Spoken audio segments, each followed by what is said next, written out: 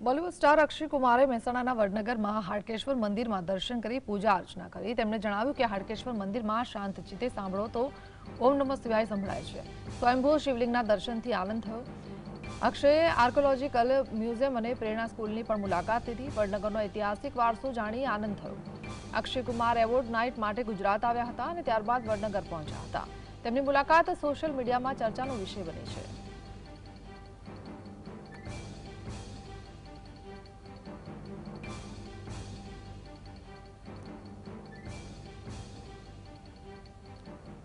बहुत पुराना मंदिर है और मैंने अंदर देख रहा था, कुछ कमाल की चीज़ मैंने देखी।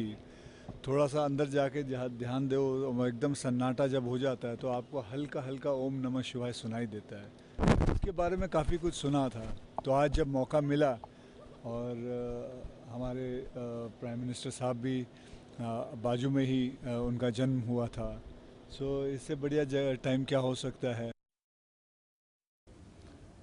तो संवाददाता संकेत जोड़ाया छे।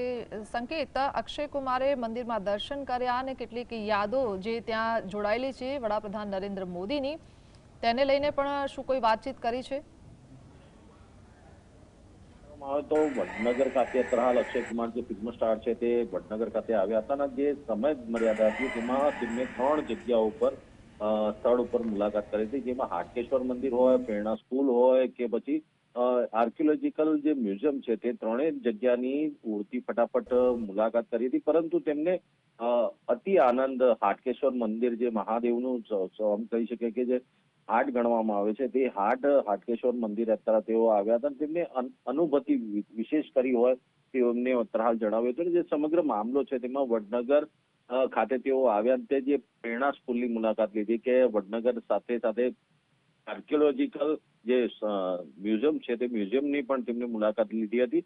આ સમય મર્યાદામાં જે પીએમ મોદીના જે માદરે વતન તેઓ અત્યારે હાલ પધાર્યા છે, તેઓ આનંદની લાગણી અત્યારે હાલ અનુભવતા હોય તેવું તેમને જણાવ્યું હતું। સાથે સાથે વડનગર જે હાટકેશ્વર મંદિર છે તેમાં આનંદ સાથેની અનુભૂતિ તેમને અત્યારે હાલ વર્ણવી હોય તેવું તેમને જણાવ્યું હતું। તેવું ખાસ એમને અનુભૂતિ થઈ હતી કે જે વડનગરનું હાટકેશ્વર મંદિર છે તેમાં ઓમકારનો નાદ ચોક્કસથી સંભળાય છે। તે જોતા અત્યારે હાલ સોશિયલ મીડિયામાં આ જે સમગ્ર બાબત છે તેમાં આકર્ષણનું કેન્દ્ર તેઓ બન્યા હતા। જી કૃષ્ણ। જી જી, આભાર।